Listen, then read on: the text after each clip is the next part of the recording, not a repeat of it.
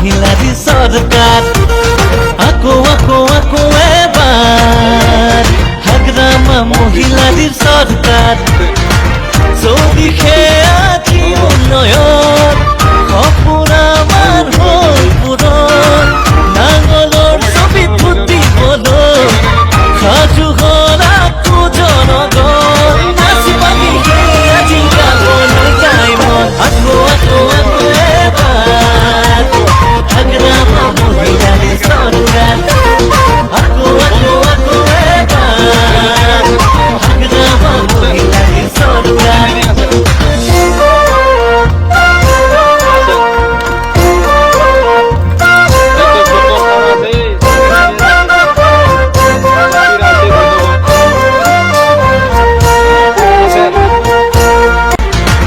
চৌদিশে আজি উন্নয়ন সপোন আমাৰ হ'ল পূৰণ নাঙলৰ ছবি ফুটিবলৈ সাজু হ'ল আকৌ জনগণ নাচি বাগি আজি গাবলৈ গাই মন আকৌ আকৌ আকৌ এবাৰ হাগ্ৰামা মহিলাৰী চৰকাৰ আকৌ আকৌ আকৌ এবাৰ হাগ্ৰামা মহিলাৰী চৰকাৰ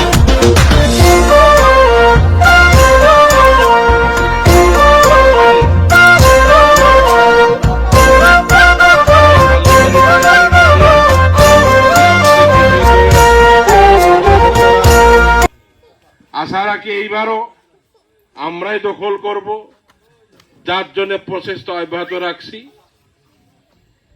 রাজনৈতিক দল সবারই অধিকার আছে, নির্বাচন হলে সব দলেই আসবে, কংগ্রেস বিজেপি যত দল থাকুক সবাই আসবে, ভোটটা চাবে, সবারই অধিকার আছে। ওই সরকারের অধীনে আমাদের জনগণ, আমাদের পাবলিক পল্লী গ্রামের মানুষ কি উপকৃত হইল, আমরা কি উপকৃত হইলাম? আমি তো বলি গর্ব করিয়া, কি নরক যন্ত্রময় পরিবেশে আপনারা থাকতেন, রাস্তা ছিল না, এই যে রাস্তাটা কে করলো? এত সুন্দর রাস্তার পরিবেশ কে তৈরি করলো? ওনার কাজেই নমুনা। উনি যে প্রকৃত ভাবে জনদরদী লোক। এইসব পিছপড়া অঞ্চল, এই অঞ্চলগুলোকে উন্নতি করার মেন কারণ লোকটাই হলো মৃত্যুঞ্জয় নেতা, যার জন্য আমরা আবদার করতে পারি, আপনাদের কাছে দাবি জানাইতে পারি, যেহেতু আমরা কাজের নমুনা দেখাইয়া আপনাদের কাছে ভোট চাইতে আসছি। এই ট্র্যাক্টর পার্টি আপনাদের কোন কাজের নমুনা দেখাইতে পারবে? পারবে নাকি? আপনাদেরকে সূক্ষ্ম ভাবে চিন্তা করা দরকার। এই যে অরুণোদয় গ্রামের মানুষকে পাগল করে দিছে, বিশেষ করে মহিলা মানুষকে। সব জায়গায় দেখা পায় ফটোস্টের দোকানে ভিড়, ফটোস্টের দোকানে লটারি লাগার মতন কামাই হইতেছে। দালালরা 500, 200, 300 খায়া হজম। অরুণোদয় কিন্তু কেউ পাইতেছে না। এখন যাদের 4 চাকা আছে সে পাবে না, যারা পেনশন পায় সে পাবে না, যাদের বাড়িতে প্রচুর মানে ইনকামের ব্যবস্থা তারা পাবে না, পাবে যোগ্যতা ব্যক্তিগুলো। যার যোগ্যতা আছে, যে যত বলক না কেন সে পাবে। কিন্তু মানুষকে ভুল পথে পরিচালনা করিয়া এই অরুণোদয়ের হুজুগ উঠিয়ে দিয়া মানুষকে পাগল করে দিছে।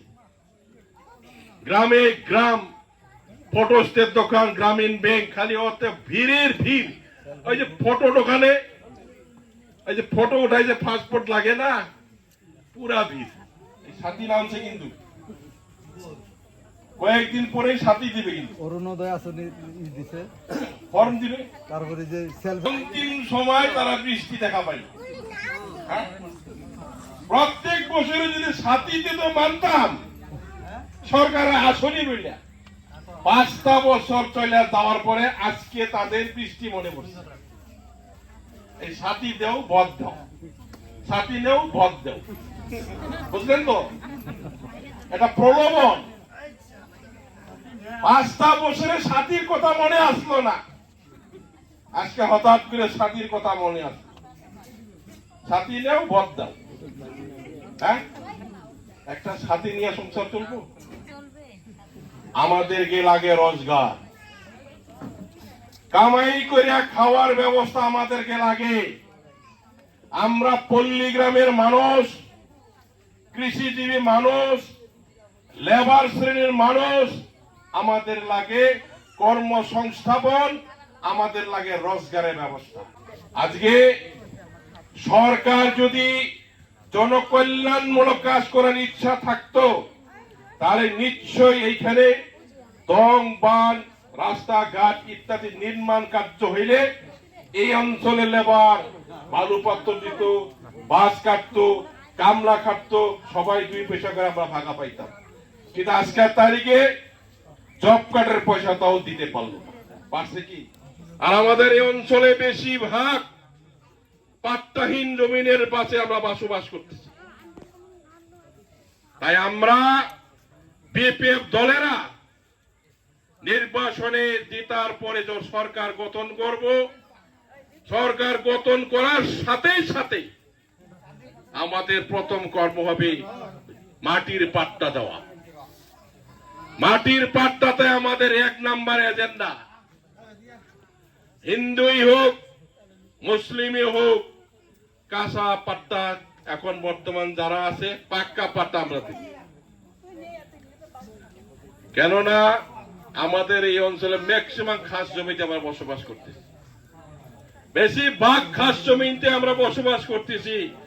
যখন তখন উচ্ছেদ করার নোটিশ দিতে পারে, কি রাজবংশী হোক, কি বড় হোক, কি সান্তাল হোক, কি মুসলমান হোক, খাস জমিতে যখন তখন উচ্ছেদ করার নোটিশ দিতে পারে এই সরকার। আপনারা জানেন বিলাসপাড়া আগে শিরাকুটা, ওইখানে জানেন গেছেন কোনদিন?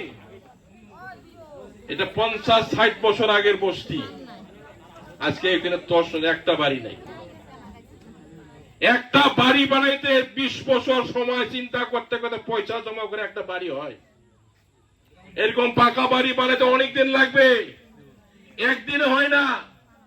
20 বছর পরে কর্ম করার পরে একটা কোন রকম করে আসছে ঘর বানাইলাম, আজকে 2 ঘন্টার মধ্যে 10 করে দিল। এই বাড়ি আর কখনো উনি বানাইতে পারবে না। এই হলো বর্তমানে বিপদ।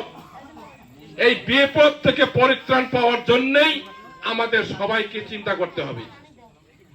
যে দলের সঙ্গে থাকলে, যে দলকে সমর্থন করলে সুস্থির নিঃশ্বাস করে বসবাস করতে পারবো, সেই দলের সঙ্গেই আমাদেরকে থাকতে হবে। আজকে ইউপিপিএল দল কোনদিন আমাদের জন্য ভালো চিন্তা করতে পারলো না, কোনদিন আমাদের জন্য উন্নয়নমূলক কাজ করতে পারলো না, কোনদিন আমাদের নাগরিকের রোজগারের ব্যবস্থা করে দিতে পারলো না। তাহলে ওই দলের সঙ্গে থাকে আমাদের লাভ হবে? কোনদিন লাভ হবে না। আমাদের সরকার গঠন হওয়ার পরে 100 কোটি টাকা করে ধার্য করবো যুবক যুবতীদের কর্মসংস্থাপনের জন্য। শিক্ষিত নিবনুয়া যুবক চাকরি বাকরি পাইতেছে না, আর সব মানুষকে চাকরিও দেওয়া যাবে না।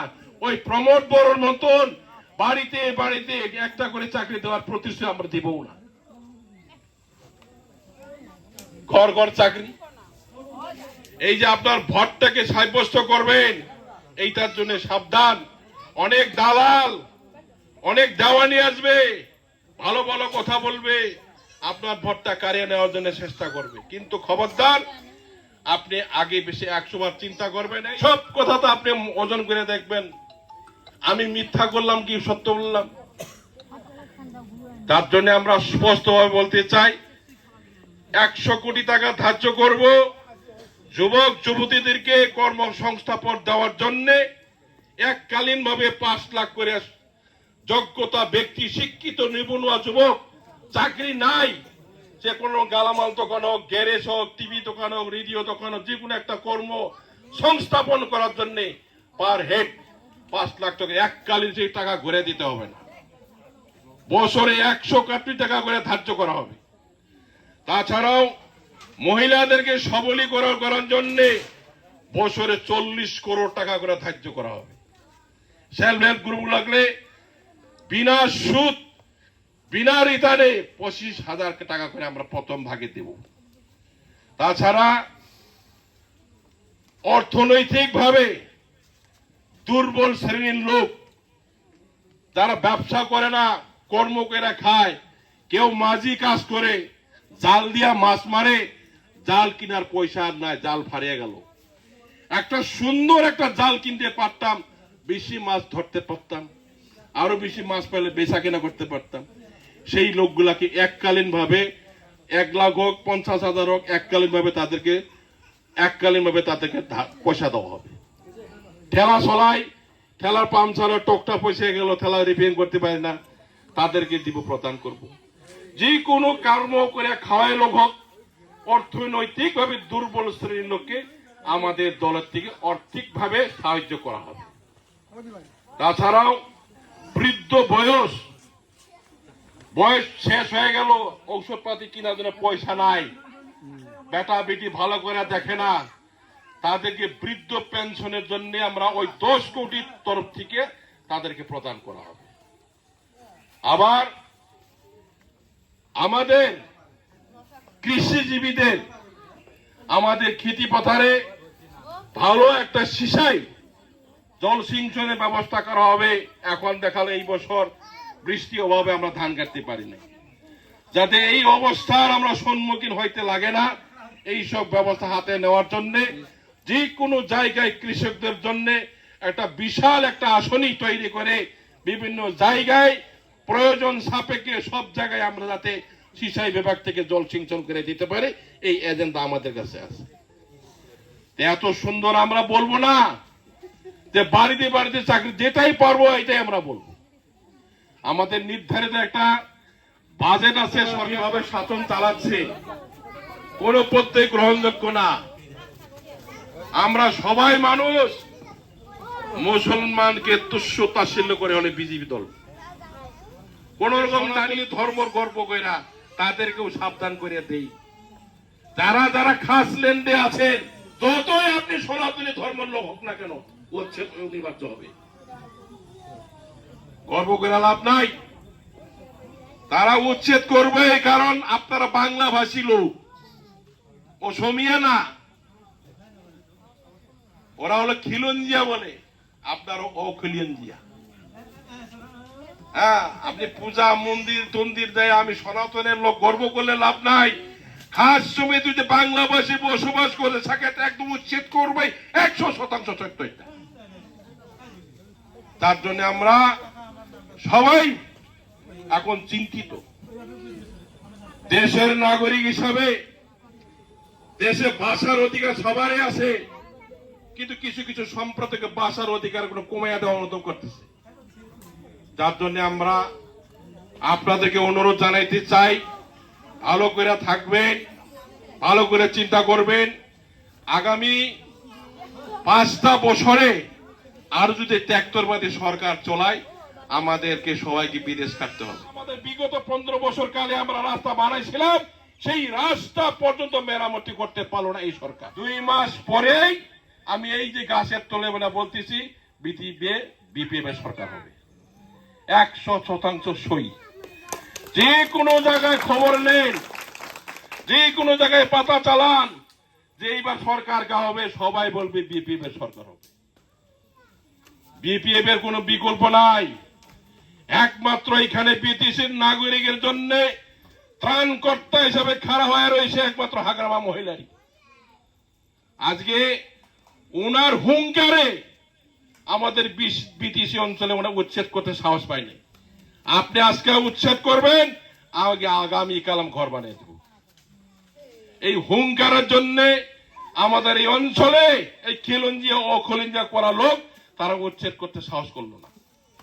যার জন্য আমাদের হাগ্রামাকে পুনর্বার আগামী 5টা বছরের জন্য ক্ষমতা প্রদান করিয়া এই অঞ্চলের সকল জনসাধারণ উন্নয়ন স্বার্থে আমাদেরকে সবাই ঐক্যবদ্ধভাবে 3য়বারের জন্য আমাদের প্রার্থী মৃত্যুঞ্জয় নাথের মহাশয়কে আপনাদের মূল্যবান ভোটটাকে নাঙ্গলের ছবিতে সবাই স্বতঃস্ফূর্ত ভাবে সমর্থন করে ভোট দেবেন, নিবশ্যই আমাদের সরকার হবে।